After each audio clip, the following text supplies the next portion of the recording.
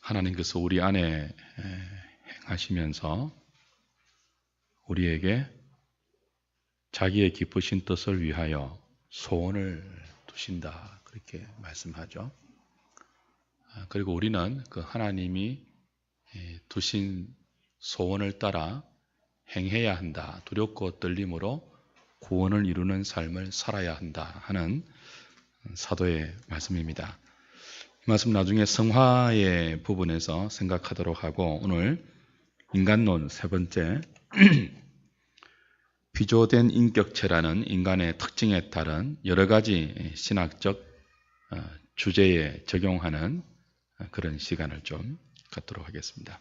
교환을 보시고 하나씩 공부해 나가도록 하죠.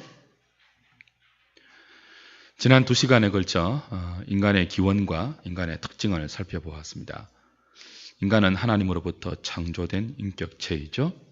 스스로 진화한 존재가 아니라 하나님에 의해 지어진 피조물이 바로 인간입니다. 그러나 인간은 로봇이 아니라 하나님의 형상을 닮은 인격체로 지음받았죠. 피조물인 동시에 인격적인 존재, created person이라고 했습니다. 바로 인간입니다.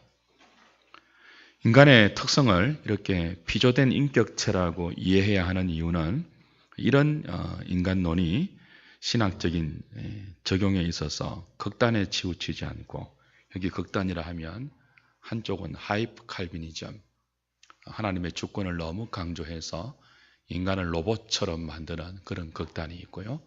한쪽은 인간의 자유의지를 너무 강조해서 인간이 하나님의 은혜 없이도 얼마든지 자발적으로 선과 구원에 도달할 수 있다는 그런 극단을 의미합니다.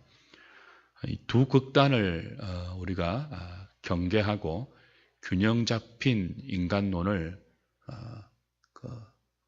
유지하기 위해서는 인간의 기원, 인간의 특징에 있어서 가장 기본이 되는 인간이 피조물인 동시에 인격체라는 이 복합적인 그 특징을 잘 이해해야 하는 것입니다.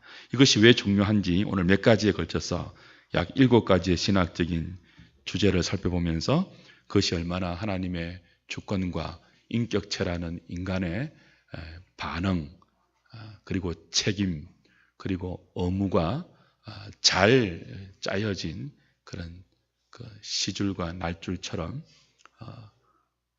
이렇게 엮여져 있는가 하는 것들을 보도록 하겠습니다. 죄의 기원 문제에 있어서 인간을 피조된 인격체로 파악하는 것은 굉장히 중요합니다. 우리 조상인 아담과 하와가 왜 죄를 지었는가 하는 문제는 영원한 미스테리로 남아 있습니다. 많은 그런 추측들이 있지만 정확한 해답을 우리는 알 수 없죠. 그러나 인류의 조상이 하나님을 반역하고 죄를 지은 이 문제를 피조된 인격체라는 문제로 접근하지 않으면, 극단적으로 가면 하나님이 인간에게 죄를 짓게 했다라는 주장이 가능합니다. 또 한 극단은요, 하나님의 간섭과 하나님의 주권과는 전혀 별개로 인간이 독립적으로 그저 자유의지를 발휘했다라고 하나님의 주권에서 벗어난, 하나님이 어찌할 수 없는 그런 극단적인 주장도 나옵니다. 그러나 이 죄의 기원에 관련해서 우리가 첫 번째로 생각해야 될 면은 인격체라는 인간의 특징으로부터 접근할 필요가 있죠. 아담과 하와가 하나님 말씀에 불순종하고 사탄을 따라 선악과를 따먹고 죄를 선택한 것은 아담과 하와의 그 독단적인 의지죠. 자기들이 스스로 선택해서 그 길을 간 것입니다. 그러나 선악과를 따먹고 사탄을 따라갈 수 있는 힘조차도, 그 의지조차도 하나님이 주신 것이라는 것을 기억한다면, 스스로 선택한 불순종의 길, 죄의 길에 대한 더 깊은 책임을 볼 수 있겠죠. 하나님이 주신 것을 하나님께 순종하는 의지로 쓰지 않고 하나님께 반역하고 하나님을 대들고 스스로 하나님 되려고 하는 죄된 쪽으로 섰기 때문에 그 죄의 깊이는 더해지는 것입니다.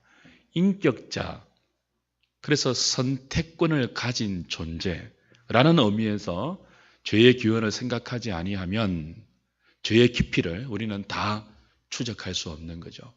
하나님이 죄를 짓게 했다라는 하이프 칼비니즘의 주장처럼 되면요, 인간에게 죄의 책임을 물을 수 없게 됩니다.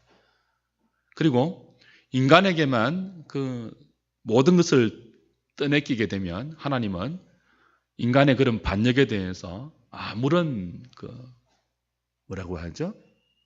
대응을 하지 못하는, 그저 수수방관할 수밖에 없는 무기력한 하나님으로 하나님을 전락시킬 수도 있는 거죠.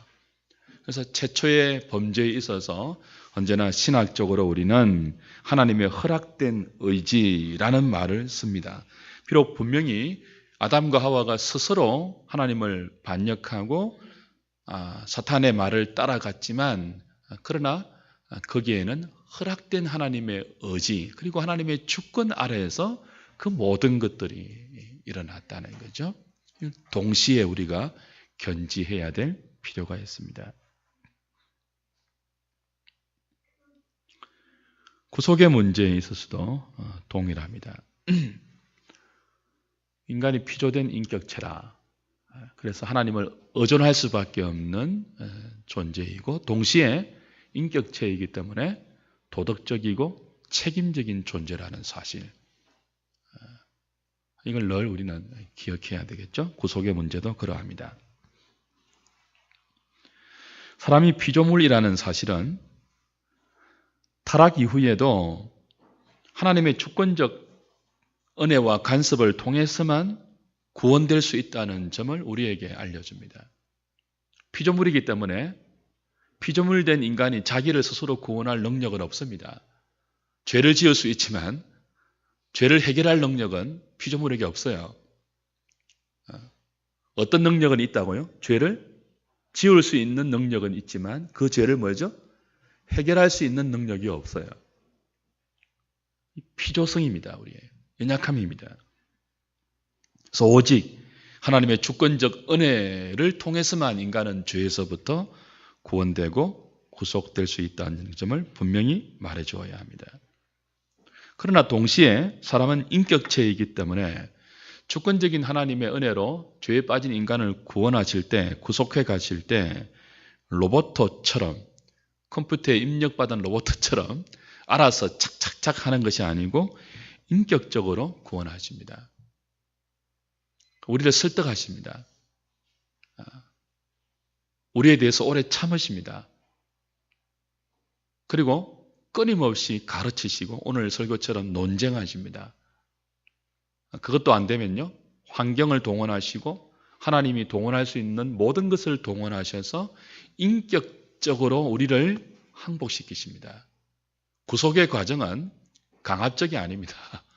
그래서 한 사람의 전 인생이 동원되고요, 인류의 전 역사가 택자의 구원을 위해서 오늘까지 이어지고 있는 것입니다.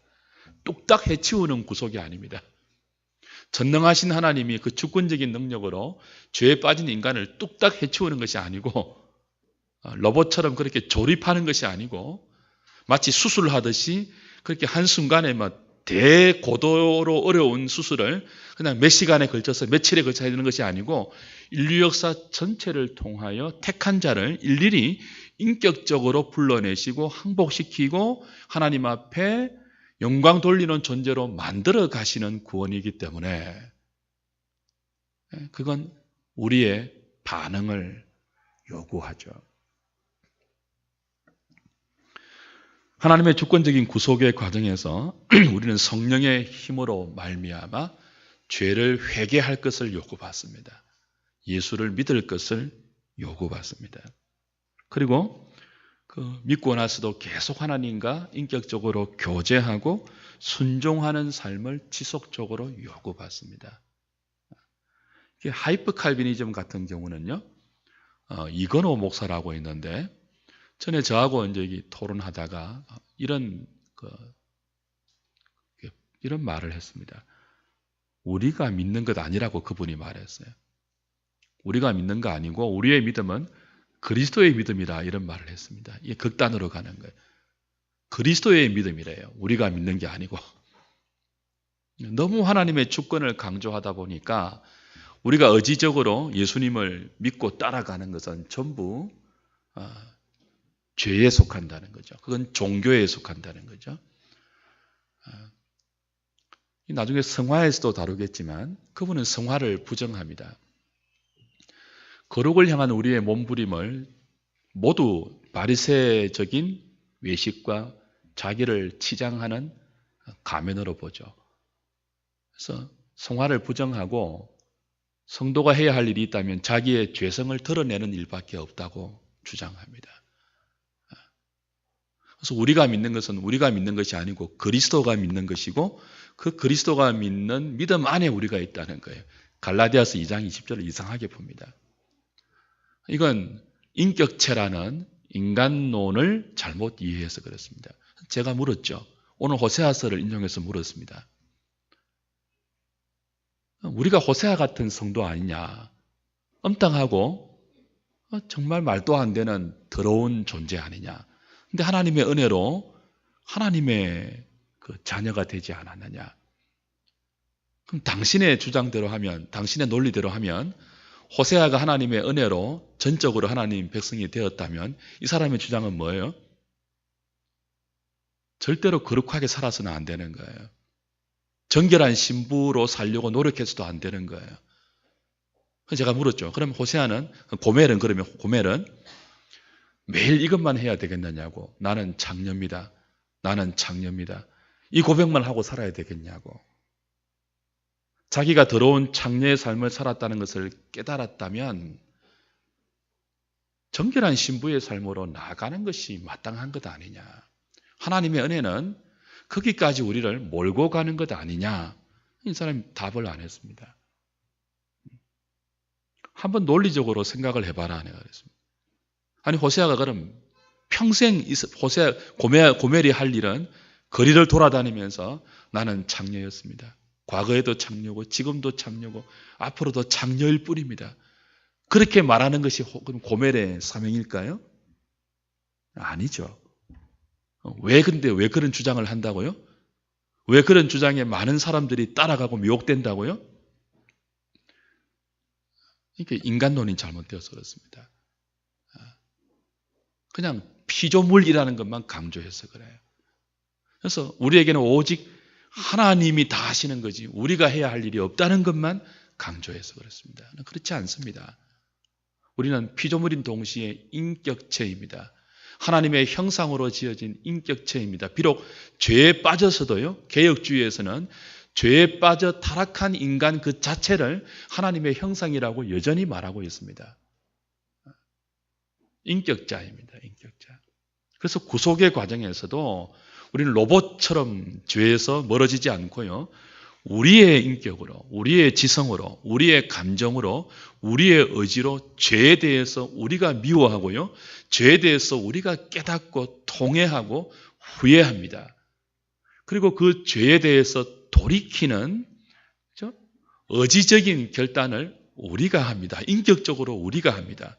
물론 마음의 소원을 하나님이 두게 하시고 그렇게 되기까지 다함없는 하나님의 열심으로 우리를 그렇게 설득시켜 가시지만 그게 로봇이 아니에요. 하나님의 설득 가운데 우리가 설득되어서 우리가 느낀다고요. 와, 내가 정말 잘못 살았구나. 엉망으로 살았구나. 내 지옥으로 가는 것이 마땅할 정도로 살았구나.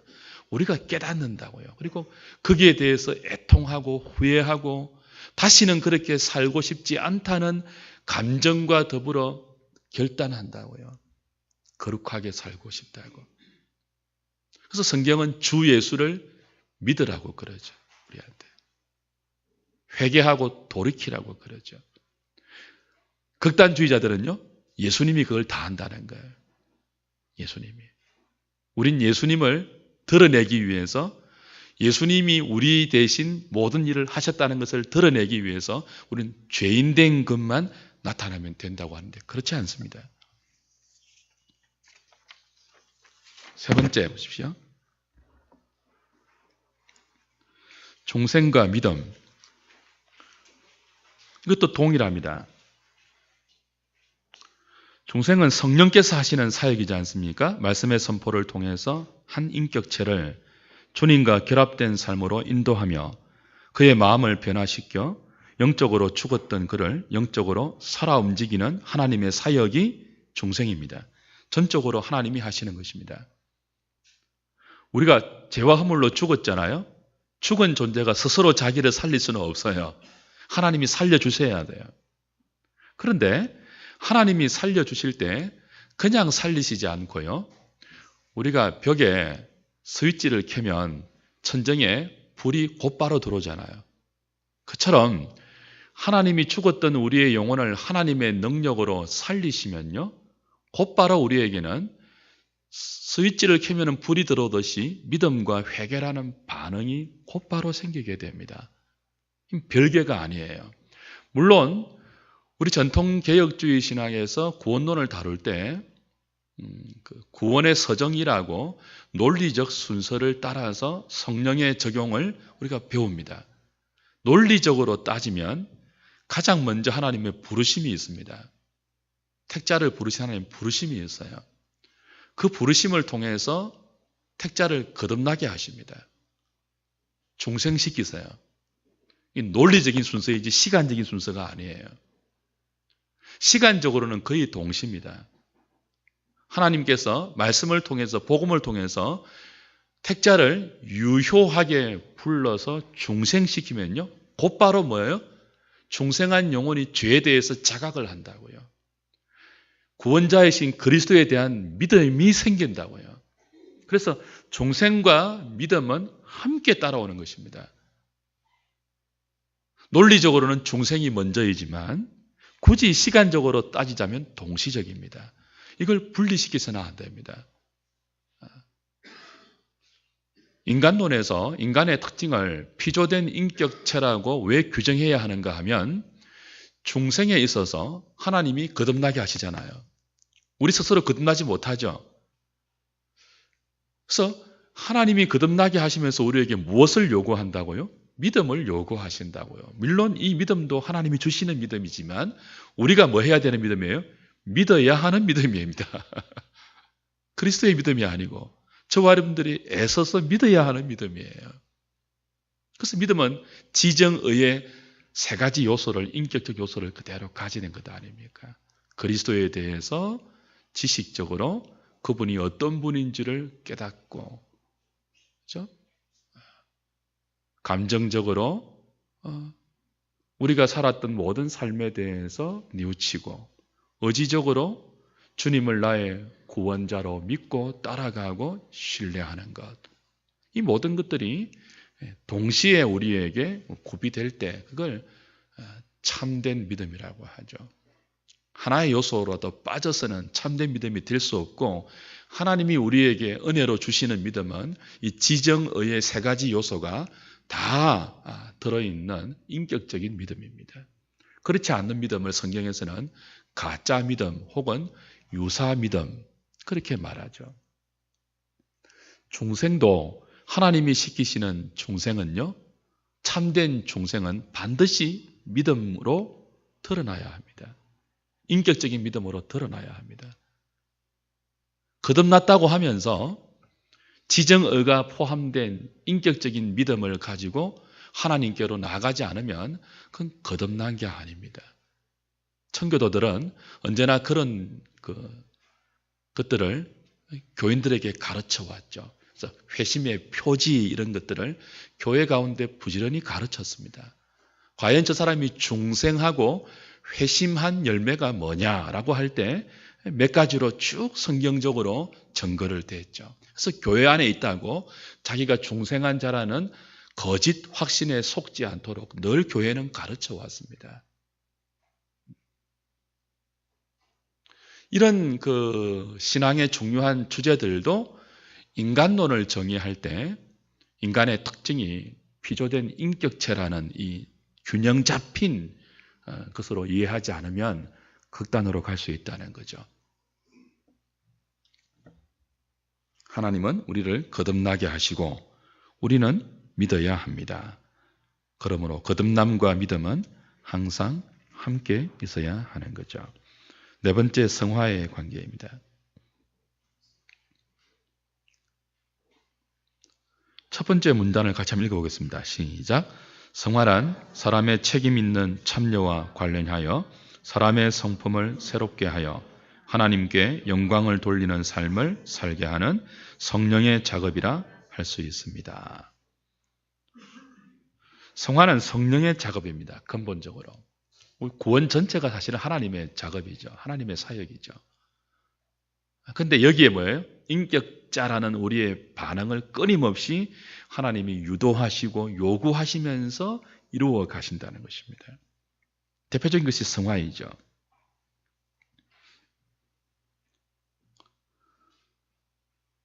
인간은 피조물이므로 성령님을 통해서 하나님께서 우리를 성화시켜 나갑니다. 그러나 우리는 마음의 소원을 두시고 우리로 행하게 하시는 그 하나님 앞에 두렵고 떨림으로 우리의 구원을 이루어 가야 합니다. 그래서 우리는 예수 닮는다 그러죠. 우리가 예수님을 닮아가야 됩니다. 우리가 애를 쓰면서 닮아가야 돼요. 성화는 우리가 해야 됩니다. 천주교처럼 성화의 마지막이 신화는 아닙니다. 우리가 아무리 예수님을 닮아가고 거룩하고 흠이 없는 영화의 상태에 이르른다 해도 여전히 피조물은 피조물이에요. 근데 천주교는 이걸 이제 신화로 보죠. 신화로. 그래서 그들은 성인을 인정하지 않습니까? 성인이 하나님의 초월적인 은혜와 자기의 자발적인 선행을 이렇게 막 같이 해서 하나님이 요구해 놓으신 어느 정도의 수준, 천국 갈 수 있는 수준에 도달하면 이제 성인이 됩니다. 근데 더 많이 쌓으면요, 주리가 남아요, 주리. 경상도 말로. 그 선행의 잉여가 남아서 성인이 뭐 할 수 있습니까? 남겨진 선행을 후손들에게 나누어 줄 수 있는 거죠. 그렇지 않습니다. 그래서 그들은 성인은요, 거의 하나님에 가까워진 신화된 사람입니다.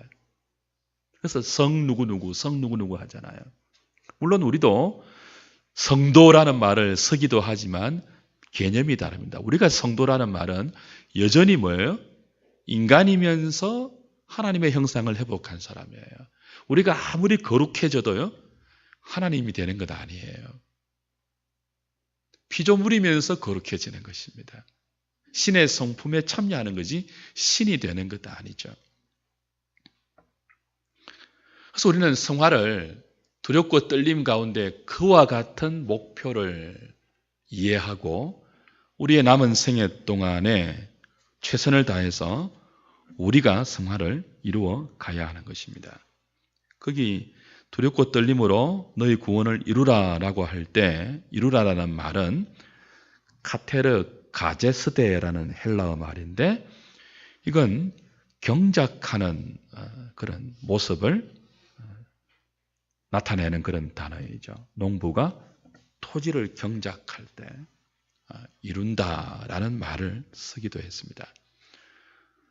즉 두렵고 떨림으로 너희 구원을 이루라라는 말은 모든 구원을 하나님이 주도적으로 해 나가시지만 그 구원이 인격적인 구원이기 때문에 그 인격적인 구원의 대상인 우리는요, 마치 농부가 자신의 토지를 경작하듯이 그렇게 우리의 남은 생을 하나님의 뜻을 받들어서 가꾸어 가야 한다는 것입니다.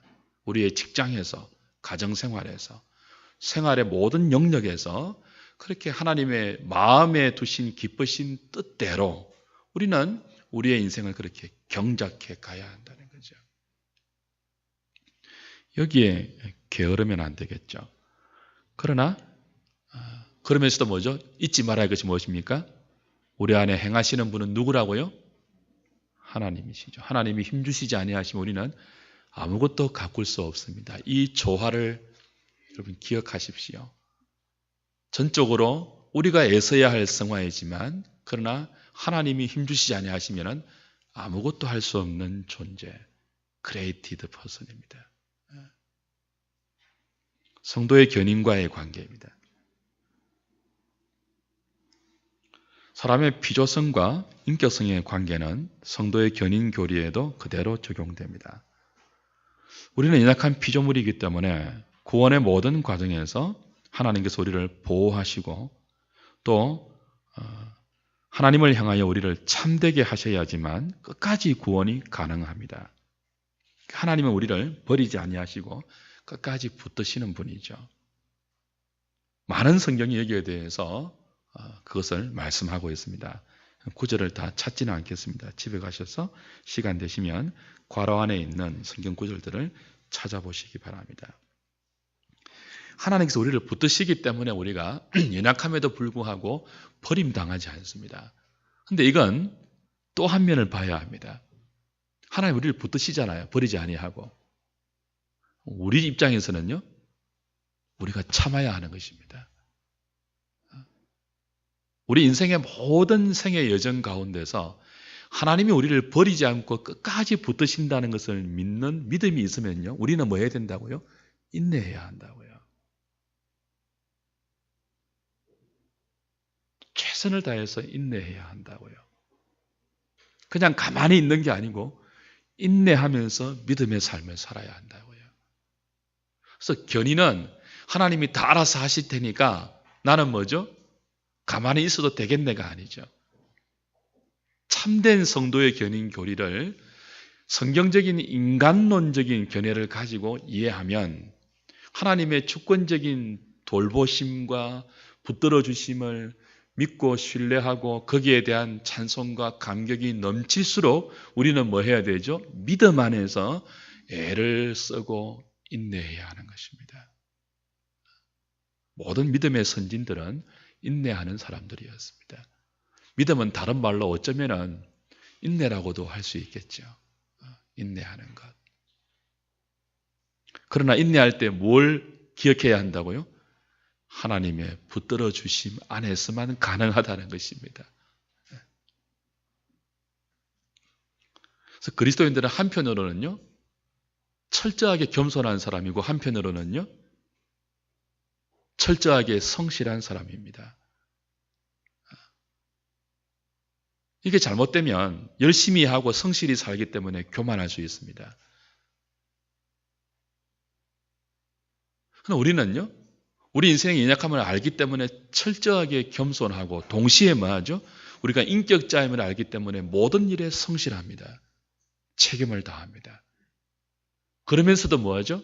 그걸 자기의 의와 자기의 공로와 자기의 자랑으로 돌리지 않고 모든 것이 하나님의 은혜라고 고백하는 사람들입니다. 언약과의 관계. 언약에 대해서는 논쟁이 많습니다. 사실 성경적인 신앙의 중요한 주제 가운데 하나는 언약입니다. 언약에는 은혜 언약이 있고 행위 언약이 있고 상방 언약이 있죠. 근데 이 언약을 이해할 때도 피조성 그리고 인격성이라는 이 인간의 특징을 잘 이해해야지만 하나님이 왜 우리에게 언약을 주셨고 언약을 통해서 구원하시는지를 깨달을 수 있습니다. 하나님은 어떤 하나님이라고요? 언약의 하나님이에요. 여호와라는 말 자체가 무엇이 담겨 있다고 했죠? 언약의 하나님의 뜻이 담겨 있다고 했습니다. 하나님은 그저 우리를 적극적으로 아무렇게나 구원하시는 게 아니고 언약대로 구원하십니다. 하나님의 계획대로 약속대로 구원하십니다. 그래서 언약은 그 기원은 철저하게 하나님의 일방적인 은혜입니다.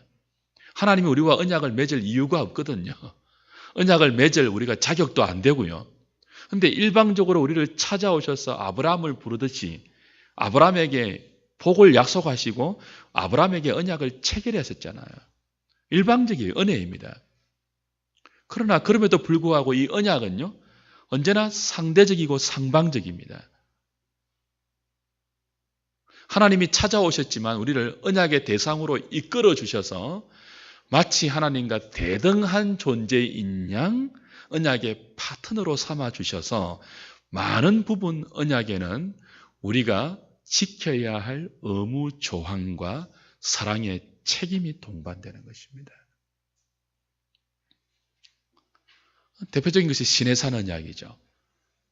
시내산 언약과 은혜 언약은 조금 다릅니다. 시내산 언약은 상방 언약이에요.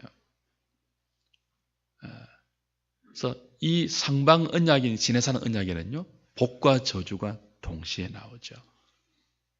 지키면 뭐라고요? 순종하면 복이고 불순종하면 저주라는 것이 동시에 나오죠. 그래서 에발산과 그리심산에 이스라엘 백성을 양쪽으로 세우고 모세가 하나님 말씀을 읽을 때 축복의 말씀을 읽을 때도 아멘 하게 했고요.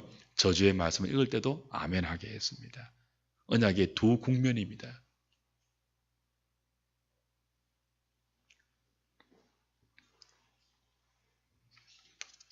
하나님 우리를 인격체로 대우하시고 인격체로 대우하시기 때문에 몇몇 조건들을 우리에게 신실하게 수행하라고 요구하십니다. 그건 우리를 노예로 삼는 것이 아니고 인격자로 대우하는 놀라운 사랑이죠. 그러나 그 언약 안에 주어진 의무의 수행도 하나님의 은혜 안에서만 가능한 것입니다. 그래서 우리는 언약을 지켰다고 해서 뭐 한다고요? 우리를 자랑하지 않습니다. 바리새인들처럼 613가지 지켰다고 다 지켰다고 자기를 의인이라고 자부하지 않습니다. 지키면 지킬수록 우리 자신의 연약함을 절감하면서 이걸 지킬 수 있도록 은혜 주신 하나님께 찬양을 드리는 거죠. 하나님의 형상과의 관계입니다. 다음 시간에 이제 하나님의 형상이 무엇인지 배울 것이지만 우리는 우리 스스로 타락하여서 하나님의 형상을 많은 부분 잃어버렸습니다. 그러나 하나님은 은혜롭게도 택한 자를 그리스도 안에서 다시 회복시키십니다. 깨트려버린, 죄가 파괴시켜버린 하나님의 형상을 다시 은혜로 하나님의 능력으로 회복시키십니다. 근데 이렇게 회복된 우리 인간, 회복되어져 가는 인간, 이 하나님 형상 회복은요, 단순간에 된다고 볼 수도 있고 이게 점진적으로 완성에 이른다고도 볼 수 있습니다. 성화도 확정적 성화가 있고 점진적 성화가 있듯이 하나님의 형상 회복도 그러합니다. 하나님의 입장에서 본다면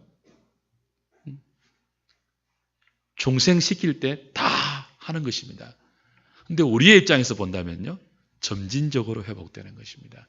그 점진적으로 회복될 때 인격적으로 되는 거죠. 감정의 부분, 의지의 부분, 지성의 부분.